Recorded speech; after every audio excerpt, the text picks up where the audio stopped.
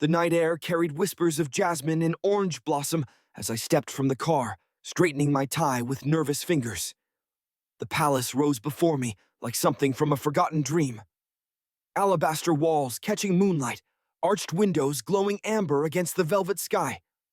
I'd been in Al Nasira for barely 3 weeks, and somehow found myself invited to a reception hosted by one of the country's most prominent families.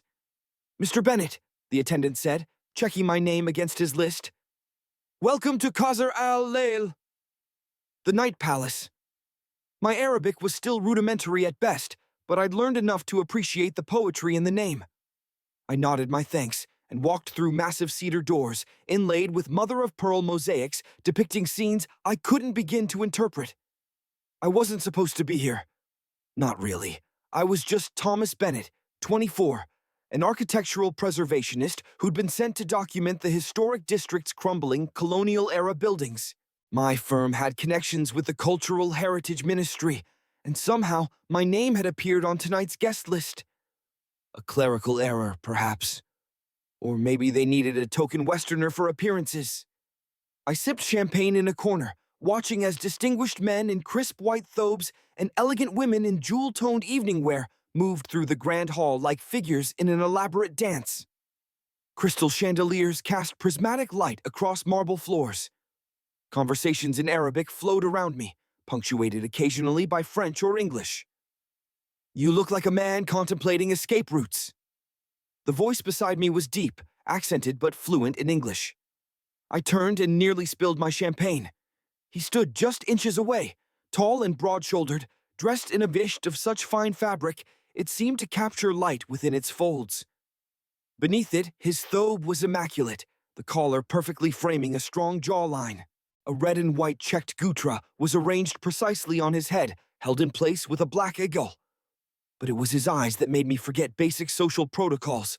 Dark amber with flecks of gold, watching me with an intensity that made my skin warm.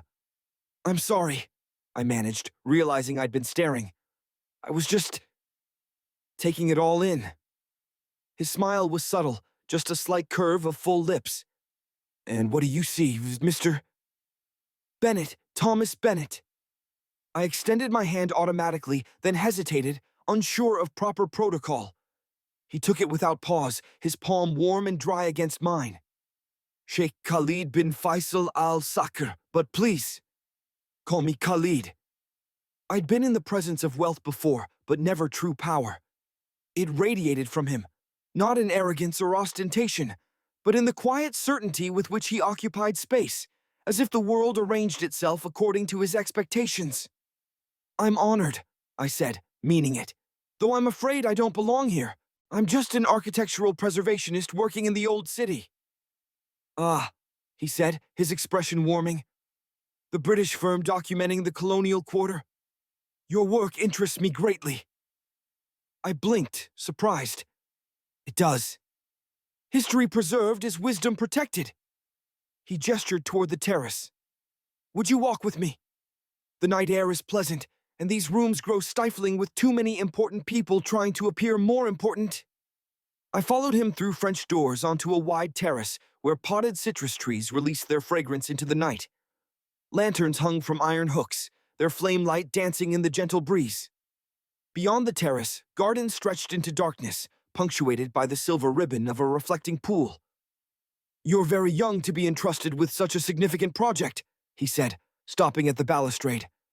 "I specialized in Islamic European hybrid architecture for my master's thesis," I explained, relaxing slightly. This was familiar ground. "The buildings in your old city represent a unique fusion of styles found nowhere else. And what do you make of our efforts to modernize?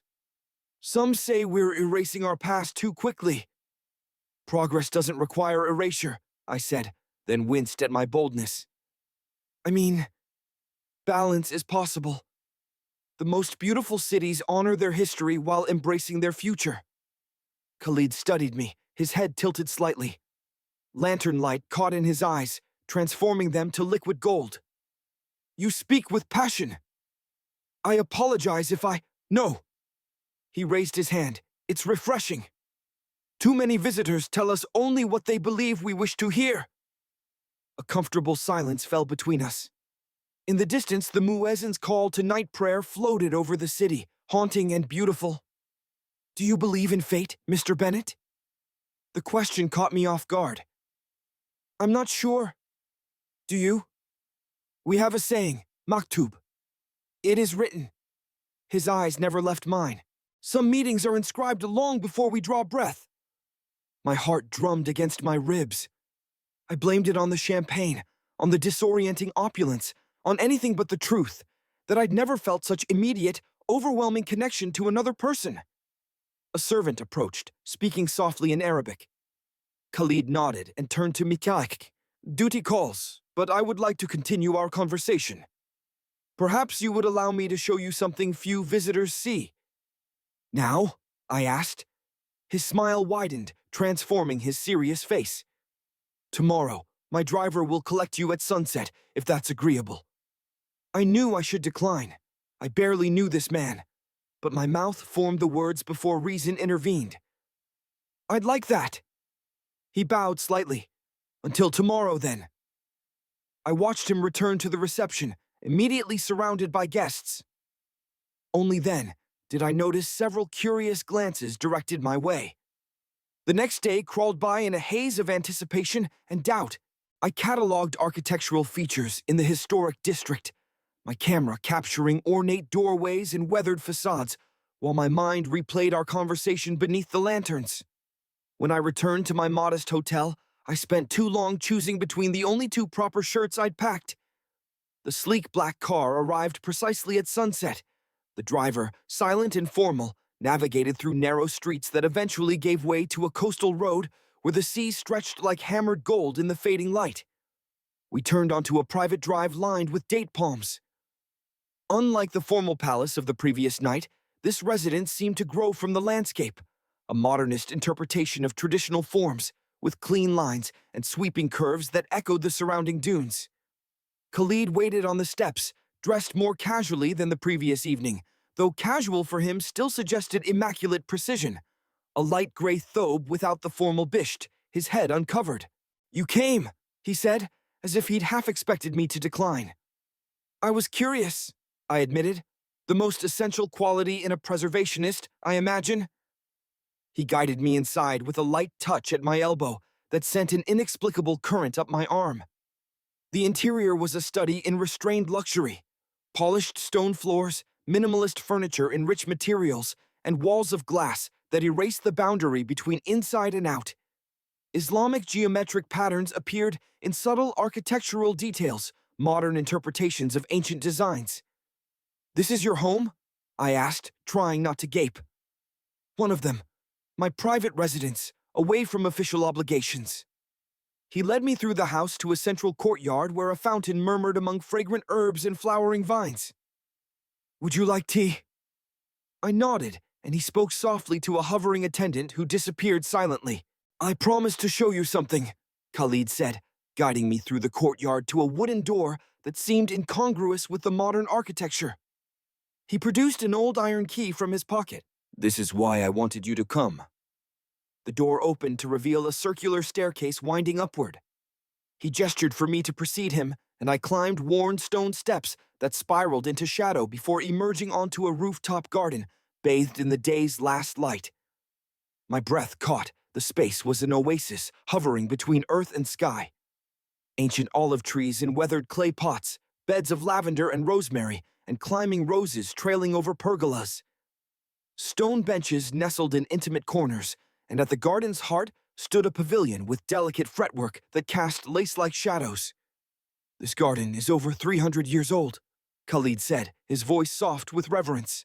Built by my ancestor for his beloved, who missed the gardens of her homeland. Tea was served in the pavilion as darkness fell. Tiny glasses of mint tea so sweet it made my teeth ache, accompanied by dates and honey-drenched pastries. Lanterns were lit around us, creating pools of golden light in the gathering dusk. You're very quiet, Khalid observed. It's overwhelming, I admitted. Not just this place, but everything since I arrived. I feel like I've stepped into someone else's life. And is that unpleasant? I met his gaze across the low table between us. No, just unexpected. He set down his glass and leaned forward slightly. Sometimes, Thomas, the life we think is borrowed turns out to be the one we were always meant to live. The way he said my name. Soft emphasis on the first syllable, the final consonant almost musical, made it sound like something precious. No one had ever pronounced it quite that way before. He showed me the rest of the garden as stars emerged overhead. A small grove of citrus trees, a section for medicinal herbs, an ancient well now used as a planter for cascading jasmine. My grandmother insisted the garden remain, he explained. When my father wished to modernize the house, she threatened to haunt him if he touched a single stone up here. I laughed. I would have liked her. She would have liked you too, he said softly. She viewed those who see beauty, others miss. We walked along the perimeter wall, our shoulders occasionally brushing. Each accidental contact sent a jolt through me like static electricity. At one point, reaching to steady myself on uneven stones, my hand accidentally covered his on the wall. We both froze. For 3 heartbeats, neither of us moved, our hands stacked like secrets being exchanged. I pulled away first, mumbling an apology. The fault was mine, he said, though neither of us had truly been at fault for anything except proximity. The night grew cooler. We sat on a stone bench beneath a canopy of stars, talking of architecture and history, of books we'd read and places we'd traveled. He spoke of his education in London and Paris, of his passion for preserving cultural heritage while guiding his country toward the future. I told him about growing up in a small town in Massachusetts, my fascination with buildings that told stories, my desire to protect beautiful things that time threatened to erase. It grows late, he finally said, though neither of us had made any move to check the time. I've kept you too long. No, I said quickly, I've enjoyed it. Something shifted in his expression, a softening around the eyes, a vulnerability I hadn't glimpsed before. As have I. More than I anticipated. As we descended the spiral staircase, the narrow space forced us closer together. In the shadowed curve, he paused, turning to face me. We stood so close I could smell sandalwood and something uniquely his, like sun-warmed stone. Will you come again? He asked. I shouldn't. This is foolish. This is impossible. Yes. The word hung between us, heavy with implications neither of us acknowledged. We continued downward in silence. His driver returned me to my hotel. As I lay in bed that night, I replayed every moment, every glance, every almost touch. This is madness, I told myself. He's from another world, another culture, where what I'm feeling, what I think he might be feeling, is forbidden. Yet I returned the next evening, and the next. Each visit ostensibly had a purpose. He showed me architectural sites closed to the public, shared rare manuscripts on regional building techniques, introduced me to craftsmen preserving traditional methods. But we both knew these were merely pretexts. On the 5th evening, we sat in his library, a magnificent room with books in English, Arabic, French, and languages I couldn't identify. Rain pattered against the windows, a rare occurrence that filled the air with the scent of wet earth. I received a message today, I said, breaking a comfortable silence. My firm wants me back in London next week. The documentation phase is complete. Khalid's face remained composed, but something flickered in his eyes, a shadow of what I felt in my own chest, a hollow ache at the prospect of leaving. I see, he said. He rose and walked to the window, his back to me. And will you go? I have to, I said. My job, my apartment, my life. They're all there. He turned, his expression unreadable. Of course. That night, as his driver took me back to my hotel, my mind raced with possibilities, all of them impossible. I'd known from the start that whatever was happening between us had an expiration date. Men like Khalid didn't abandon their responsibilities, their traditions, their entire worlds for someone like me. I spent the next day packing, my movements mechanical. I declined Khalid's invitation for that evening, making excuses about preparation for departure. The truth was, I couldn't bear another night of exquisite torture, of being so close to him, feeling what I felt, suspecting he felt the same, yet knowing it could go nowhere. Just after midnight, a knock at my hotel door startled me. I opened it to find Khalid's driver. "The Sheikh requests your presence," he said. "Urgently." I should have refused. Instead, 15 minutes later, I found myself back at Khalid's private residence. The house was dark, except for a single light in the rooftop garden. I climbed the spiral staircase alone, my heart thundering in my chest. Khalid stood by the parapet, looking out over the moonlit sea. He wore simple clothes, loose linen trousers, and a white shirt that billowed slightly in the breeze. Without his traditional dress, he seemed both more approachable and more dangerous. He turned at the sound of my footsteps. "You came." "Your driver didn't give me much choice," I said, attempting lightness but achieving only tension. "I apologize for the late hour." He gestured to a decanter on a small table. "Would you like a drink?" "No." I kept my distance, standing at the garden's edge. "Why am I here, Khalid?"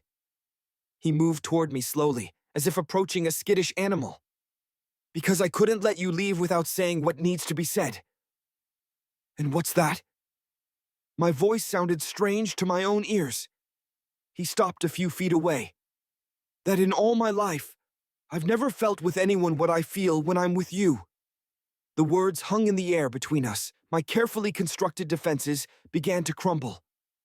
"This is impossible," I whispered. "Many things seem impossible until they happen." He took another step closer. "I know what you're thinking. The differences between us, the expectations of my family, my position." "Your position is exactly why this can't work," I interrupted.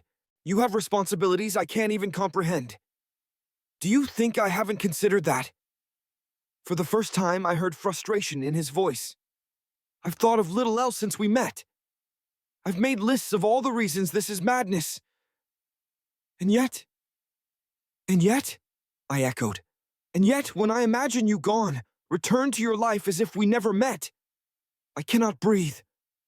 His voice dropped to nearly a whisper. "Tell me you don't feel it too, and I'll never speak of it again." I couldn't lie. Not to him. Not about this. "I feel it." The admission cost me something. Pride, perhaps, or the last of my self-preservation. But as the words left my lips, I felt lighter, as if I'd set down a burden I'd carried too long. Khalid moved closer still, until barely a hand's breadth separated us. The moonlight silvered his features, casting shadows beneath his cheekbones, illuminating his eyes with dangerous clarity. "What do we do now?" I asked. "I don't know," he admitted. "I only know I'm not ready to let you go." My pulse roared in my ears.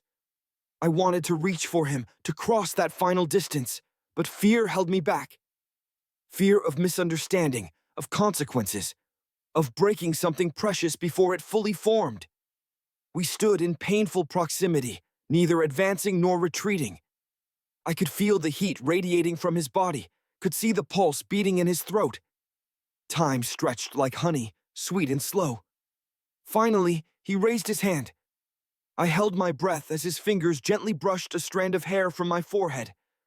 The touch was feather light, yet it burned like a brand. "Stay," he said. "One more week. Let me show you more of my country. More of—" He hesitated. "More of who I am, beyond what the world sees." "And then what?" I asked. "Then we decide. Together." I knew I was standing at a crossroads. Behind me lay the safe, predictable life I'd built. Before me stretched something unknown, possibly wonderful, possibly devastating. Both paths were clear in that moment, rendered in crystalline detail by moonlight and truth finally spoken. I made my choice without speaking, reaching out to take his offered hand. His fingers closed around me, warm and strong. Something electric passed between us. Acknowledgement, possibility, promise. He led me to the center of the garden, to a small clearing beneath the stars. Night-blooming jasmine perfumed the air around us. We stood facing each other, still holding hands, the contact both innocent and profoundly intimate. "There's a poem," he said softly, "by Rumi. It says, 'Out beyond ideas of wrongdoing and right-doing, there is a field. I'll meet you there. I nodded, understanding washing over me. This garden was our field, a place between worlds, between identities, between the lives we'd lived before and whatever might come after. As if hearing my thoughts, Khalid stepped closer. The space between us disappeared. I felt his breath on my face, saw his eyes asking a question I already knew the answer to. "You don't have to speak," he whispered, the words barely audible above the fountain's gentle music. "I already know." He lifted my hand to his lips, pressing a kiss to my palm that sent tremors through my entire body. Then, darkness fell as lanterns extinguished in a sudden breeze, leaving only moonlight and the infinite possibility of what might come next. Time suspended in that moment, his lips on my palm, the darkness around us, my heart thundering against my ribs. When the sudden breeze passed and lanterns flickered back to life, Khalid stood before me, with vulnerability written across his face. Gone was the composed Sheikh, the powerful figure who commanded rooms with his presence. In his place stood simply a man, awaiting judgment. I should have spoken, should have found words to match the magnitude of what had just passed between us. Instead, I reached for him, my fingers brushing his cheek with a tenderness that surprised even me. His eyes closed at my touch, dark lashes casting shadows on his skin. "Thomas," he whispered, my name a prayer on his lips. A sound from below broke the spell, voices, the clatter of a car door. Reality rushed back with brutal swiftness. Khalid stepped away, the shift almost imperceptible but devastating in its meaning. "My brother," he explained, his voice regaining its composed edge. "He wasn't expected until tomorrow." I nodded, suddenly acutely aware of our position, of what we'd been about to do. "I should go. Not through the main house." His mind worked quickly. "There's a service stairwell at the eastern corner. My driver will meet you near the garden gate." Just like that, our moment of honesty was replaced by secrecy, by hushed instructions and hidden exits. As I followed his directions through shadowed pathways, reality settled heavily on my shoulders. This wasn't a romantic film. This was a complicated life where stolen moments came at great risk. The next morning, I woke to a text message from an unknown number. "Dinner tonight. The palace rooftop. 8 p.m. A driver will come." No signature, but I knew. My pulse quickened as I typed back a simple, "I'll be ready." The day crawled by as I half-heartedly sorted through architectural photographs. My flight back to London had been scheduled for 2 days later, a fact I had conveniently failed to mention to my firm when I requested the extension to complete documentation. I wasn't ready to examine what that deception meant, what I hoped might happen in those extra days. That evening, the familiar black car arrived precisely at 7:30. The driver took an unfamiliar route, eventually turning onto a narrow service road that wound behind the grand palace I'd visited that first night. We stopped at a discreet entrance where a man in a dark suit waited. "Mr. Bennett," he said with a slight bow, "please follow me." He led me through utility corridors and up service elevators, through areas clearly designed to keep the palace's operations invisible to important guests. Finally, we emerged onto a vast rooftop, transformed into a private paradise. Potted palms and flowering plants created the illusion of a garden. Copper lanterns cast warm light over a low table set with silver and crystal. Beyond the arranged space stretched the rooftop's edge, offering an unobstructed view of the city and distant mountains. And there was Khalid, silhouetted against the dying light of sunset, his traditional attire replaced by Western clothing, tailored trousers and a simple white shirt, open at the collar. He turned at the sound of my approach, and his face softened with relief, as if he'd half expected me not to come. "You're here," he said simply. "I'm here." The man who had escorted me bowed and retreated to a discreet distance near the stairwell, close enough to be summoned, far enough to give privacy. "I've arranged for us to be undisturbed," Khalid said, gesturing to the table. "Ahmed is trusted. He has served my family for 20 years. I nodded, understanding what wasn't said. Someone knows, but someone's safe.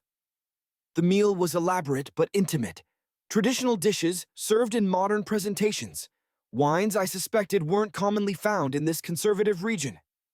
We ate slowly, conversation flowing with surprising ease, despite the tension that hummed beneath every word, every glance. "Tell me about your home," he said as we finished the main course. "Your real home, not the London apartment." So I told him about the Massachusetts coastline, about winters so cold the ocean froze at the edges, about summer bonfires and weathered cedar-shingled houses. I described my parents, my father, a high school history teacher, my mother, a nurse, and their quiet pride when I'd earned the scholarship to study architecture abroad. "They sound like good people," he said. "They are. They just—" I hesitated. "They don't really know me." Understanding passed between us. And if they did? Truly? I traced the rim of my wine glass. My mother would worry but accepted. My father would— I shrugged. "It would be difficult at first. But they love me." "You're fortunate," he said, something wistful in his tone. "And your family?" I asked, though I knew it was a delicate question. Khalid was silent for a long moment. "My father is a man of absolute conviction. The old ways, the family honor, the bloodline, these are everything to him. My brothers follow his example. And you? I've always been—" He seemed to search for the right word. "Different. Less interested in expansion and wealth. More concerned with preservation and culture. It's made me useful to the family in certain contexts, but never fully—" Again, he paused. "Accepted?" I offered. His smile was sad. "Understood, perhaps. My father sees my interest in art and architecture as an eccentricity he must tolerate. My brothers think me too romantic, too concerned with matters that don't strengthen our position." The sun had fully set now, the city below transformed into a tapestry of lights. Ahmed appeared silently to clear dishes and bring coffee in tiny ornate cups, then retreated once more. Khalid rose and walked to the rooftop's edge. "Jati." I followed, standing beside him as we looked out over the glittering expanse. "When I was a child," he said softly, "I used to escape to the highest places I could find. The tower in our summer palace, the hills behind our mountain retreat. Always seeking height, distance from everything below." "Were you unhappy?" I asked. "No, just searching for something I couldn't name." He turned to me, his expression open and vulnerable in a way I hadn't seen before. "All my life I've lived for others. For my father's approval, for my family's reputation, for my country's perception. But you—" His voice dropped to barely above a whisper. "You make me feel like I exist. For myself, for the first time." The words hung in the space between us, too honest, too raw to be immediately answered. I understood their weight, the tremendous risk he took in speaking them aloud. "I don't know what to say," I admitted. "You don't need to say anything. Just don't look away." His eyes held mine, asking to be seen. Truly seen, without the titles, without the wealth, without the carefully constructed persona. I didn't look away. Instead, I stepped closer, close enough that our hands brushed, fingers tentatively intertwining. We stood like that for a long time, barely touching, yet more connected than I'd ever been to another person. The days that followed established a pattern. I spent my mornings and afternoons documenting architecture, feverishly completing my assigned work. Evenings belonged to Khalid. Sometimes we met at his private residence, sometimes at hidden corners of the palace, once at a secluded beach house hours from the city. Always in private, always with trusted staff keeping watch. We talked endlessly about books and films, about political philosophies and religious traditions, about the places we'd seen and those we dreamed of visiting. He told me of his education in England, of professors who had shaped his thinking, of returning home with ideas his father dismissed as Western corruption. I shared stories of my struggles to afford my education, of studio apartments with leaking roofs, of the fierce joy I found in preserving beautiful things others had forgotten. One night, a week after my original departure date had passed, we sat in the library of his private home. Rain fell outside, drumming against the windows. I'd called my firm again, invented a story about additional documentation needed, promised I'd return soon. The lies were becoming easier, the future more nebulous. "What are we doing, Khalid?" I finally asked, the question that had hovered unspoken between us. He set down the book he'd been reading. "I don't know," he answered honestly. "I only know I'm not ready for it to end." "Neither am I, but eventually—" I let the thought trail off. He moved from his chair to join me on the sofa, close but not touching. "There are expectations for someone in my position. Duties that cannot be ignored." "I know. Do you?" His voice was gentle. "Do you truly understand what it means to be who I am, the obligations I carry?" "You'll need to marry," I said, the words bitter on my tongue. "Have children, continue the family line." He didn't deny it. "It's more than tradition. It's foundational. The entire structure of my world depends on certain principles being maintained." "And where does that leave us?" I asked. "Whatever this is between us." "I don't know," he repeated, running a hand through his hair.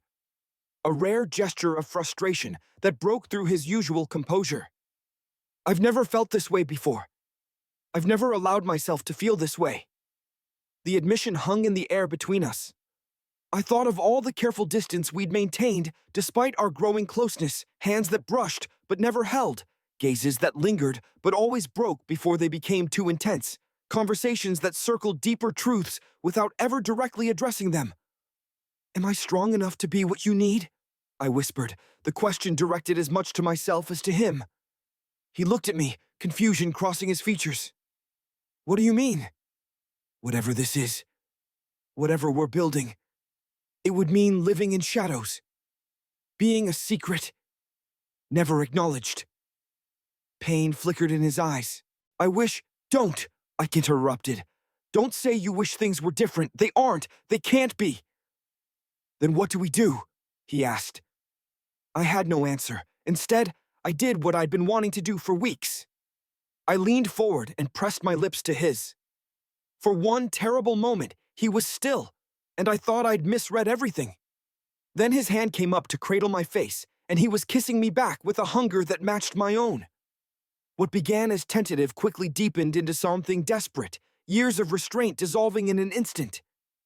His hands were in my hair, mine gripping his shoulders, both of us afraid the other might vanish if we loosened our hold. When we finally broke apart, breathless, his forehead rested against mine. "I've imagined this," he confessed, "so many times." "So have I." He kissed me again, slower this time, exploring rather than claiming. I felt his restraint, his careful control even in this most intimate moment. When my hands moved to the buttons of his shirt, he caught them gently. "Thomas," he said, his voice rough, "if we continue—" I nodded, understanding. This crossing would change everything, make real what had existed in the realm of possibility. "I know." He studied my face, searching for certainty. Whatever he saw there must have convinced him, because he stood, drawing me up with him, and led me upstairs to his bedroom. What followed was both more and less than I had imagined, tender and awkward, passionate and halting, both of us navigating unfamiliar territory. Afterward, lying beside him in the darkness, reality began to seep back in. His hand traced patterns on my bare shoulder, his touch almost reverent. "What happens now?" I asked. He was quiet for so long, I thought he might not answer. "Now we have tonight," he finally said, "and perhaps tomorrow night, and we take what time gives us." "And when it ends? When I have to go back?" His arms tightened around me. "Let's not speak of endings tonight." But endings hovered on the horizon, impossible to ignore. My firm was growing impatient. My landlord in London had emailed about the upcoming rent payment. Reality waited across the ocean, tapping its foot with increasing irritation. 3 nights later, we sat on the terrace of his beach house, watching waves crash against the shore in the moonlight. A storm was building offshore, the air heavy with electricity. "I need to go back," I said, the words like ash in my mouth. "My boss called today. They need me in London for a new project." Khalid's face remained impassive, but I felt the tension in his body beside mine. When? Friday. 2 days away. He nodded, his gaze fixed on the distant horizon where lightning flickered among clouds. I have meetings in Dubai next week, he said. Perhaps after, I could come to London. Privately. The suggestion that this might continue beyond my departure both thrilled and terrified me. Would that be wise? No, he admitted with a small smile. But wisdom has not been my guiding principle lately. I laughed despite myself. Mine either. We fell silent, listening to the waves. The coming separation loomed between us, giving weight to each moment, each touch. If anyone finds out, he said suddenly, his voice low, everything I am could fall apart. Not just my position or my family's respect. Everything. I turned to face him. I know. Do you? He looked at me directly, his expression grave. In your world, there might be disapproval, discomfort. In mine. He didn't finish the thought. I understand the risk you're taking, I said. I would never do anything to expose you. His expression softened. That's not what I meant. I'm not worried about you betraying my trust. I'm trying to explain why we must remain hidden. I know, I repeated. I don't expect more than you can give. But the words felt hollow even as I spoke them. Part of me did want more. Wanted acknowledgement. Openness, a future that included more than clandestine meetings and careful deceptions. Yet I knew what I was asking was impossible. He was not just Khalid, the man who kissed me with such tenderness. He was Sheikh Khalid bin Faisal al-Sakr, heir to one of the country's most powerful families, bound by traditions and expectations I could scarcely comprehend. The next day passed in a blur of preparation. I packed my meager belongings, submitted my final documentation to the ministry, said awkward goodbyes to the few colleagues I'd worked with. All the while, the countdown ticked in my mind.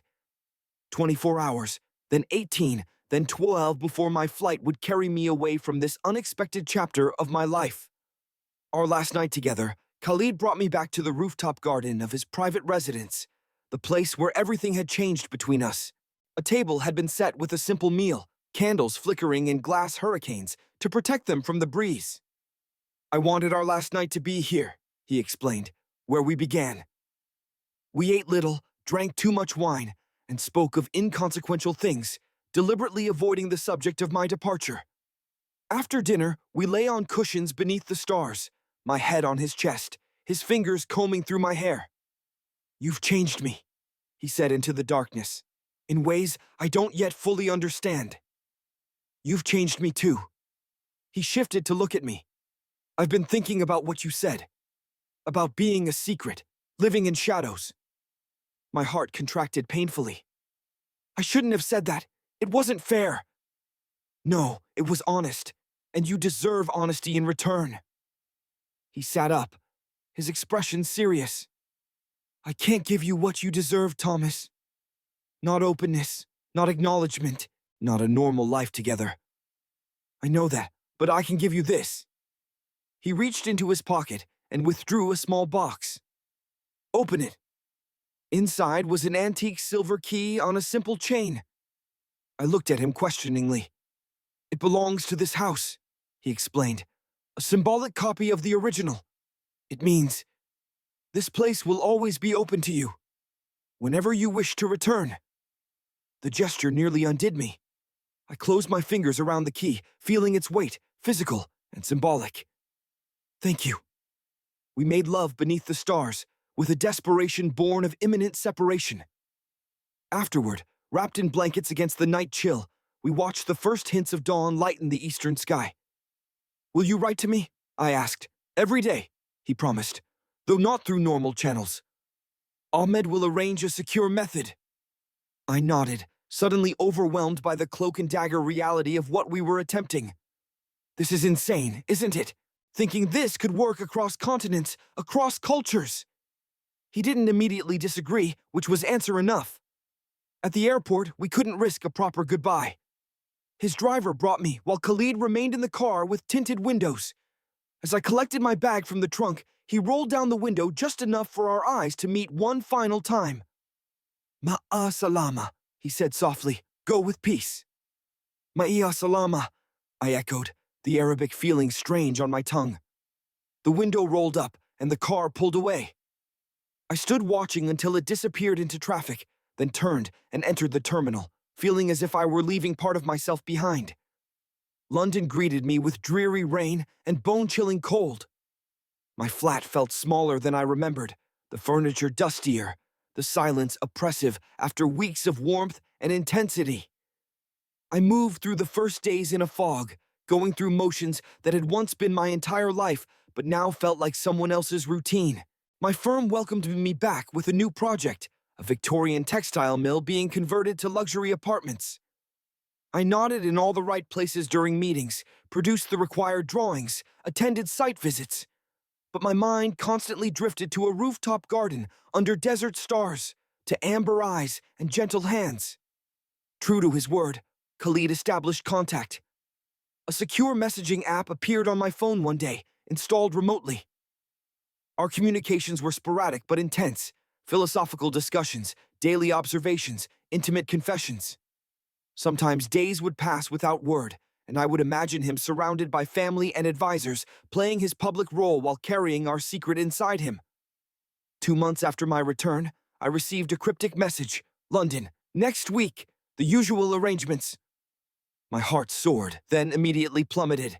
The idea of seeing him again was intoxicating, but the usual arrangements, secrecy, hidden meetings, constant vigilance, reminded me of what we could never have.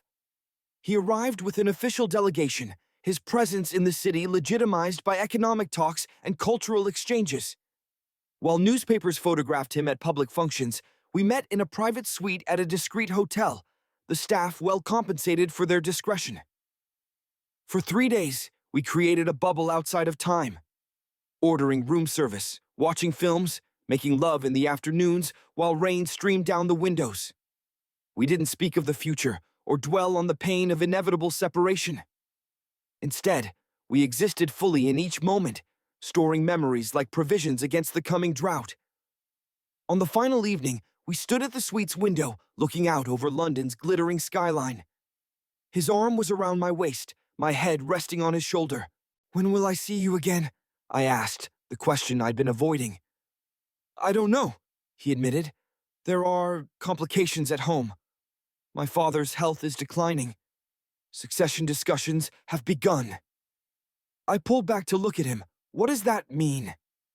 He sighed. It means increased scrutiny. More pressure. Less freedom to travel without explanation. The implications hung heavily between us.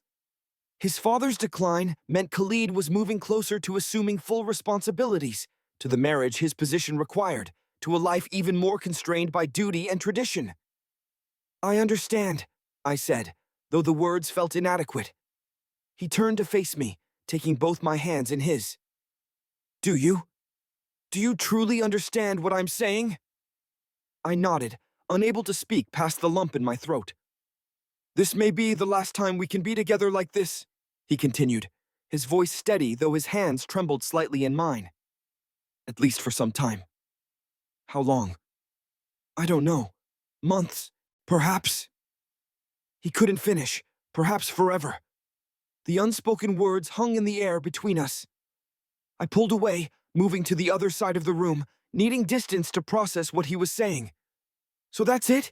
We just stop? Thomas. He said my name like a plea. What would you have me do? I don't know. The words burst from me, louder than intended. Something, anything but just accepting this as inevitable. It is inevitable. His voice remained calm, which only fueled my frustration. My responsibilities, my position. Your position, I repeated. Always your position. Do you know what I see when I look at you, Khalid? When we're alone, when you let your guard down, I see someone who wants to be free. Someone who wants to be seen for himself, not his title or his family name. You're a prince, but around me, you just want to be seen. Pain flashed across his features. That doesn't change reality. Reality can change, I insisted. People change it every day. Not people like me. His voice hardened. Some traditions cannot be broken without destroying everything they support.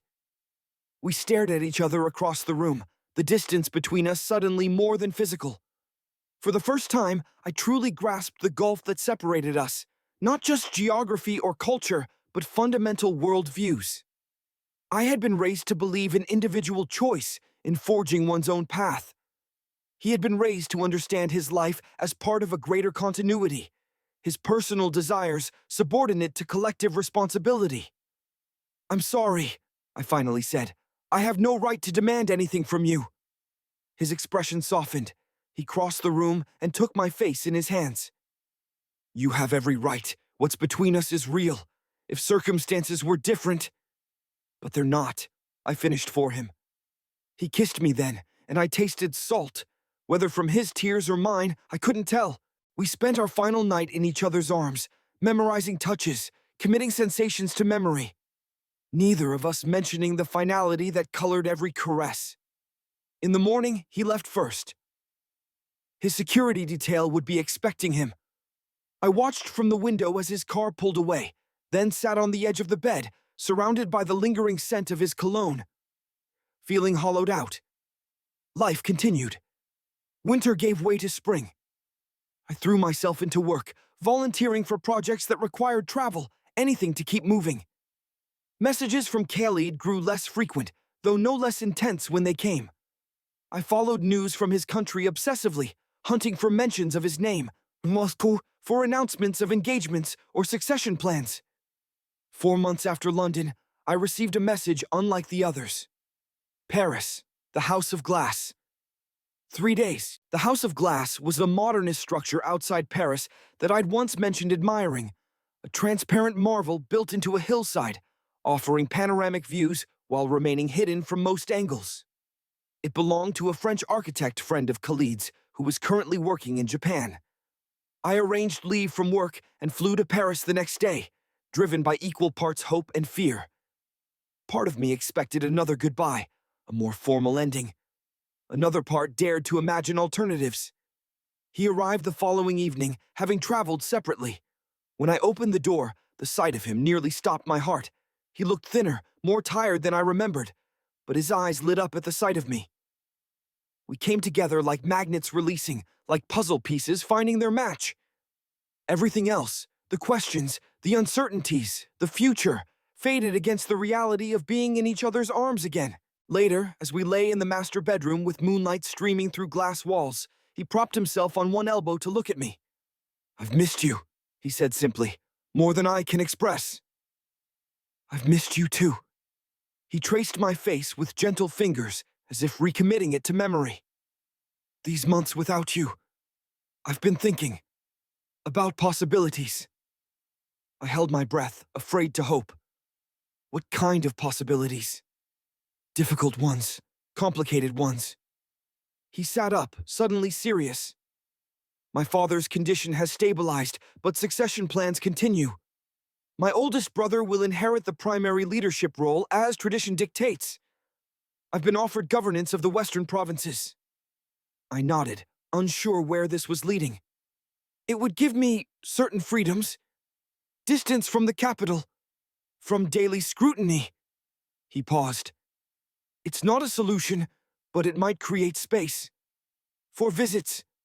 For something more than messages and memories." Hope flickered, tentative but real. When would this happen? "The transition will take time. A year, perhaps longer." He took my hand. "I can't offer certainty. I can't promise freedom from complication or pain. But I can promise to try, to find ways to keep you in my life, even if they're imperfect." I brought his hand to my lips, kissing his palm as he had once kissed mine, under desert stars. "That's all I ask, that we try."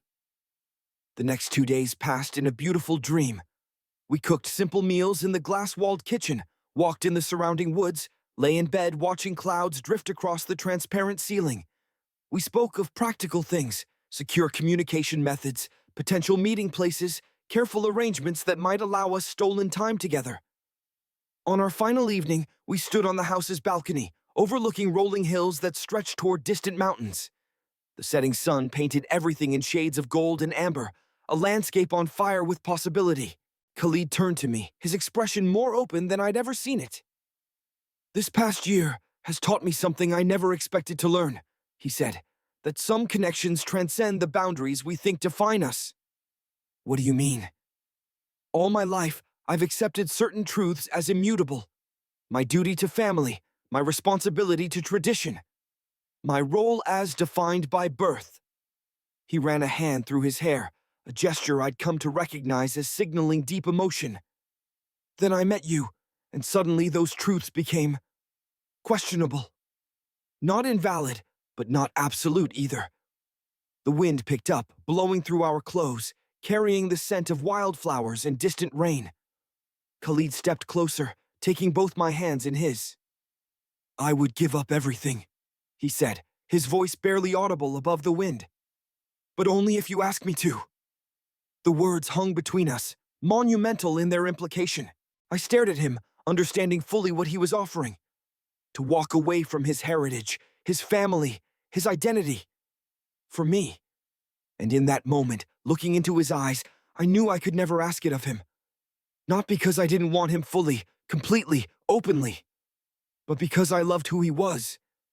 A man of honor and duty, of heritage and responsibility.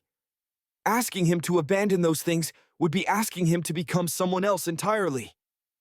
"I would never ask that," I said, my voice thick with emotion. "Never." Relief and something like disappointment flickered across his face. "Then what do we do?" I stepped forward, closing the distance between us, my hands framing his face. "We find a way. Together. Not perfect, not easy, but ours." He nodded, pressing his forehead to mine. The sun dipped below the horizon, casting long shadows across the hills. Night would come, and with it, separation. But for now, we stood together at the edge of possibility, the wind carrying our silence like a promise across the darkening landscape.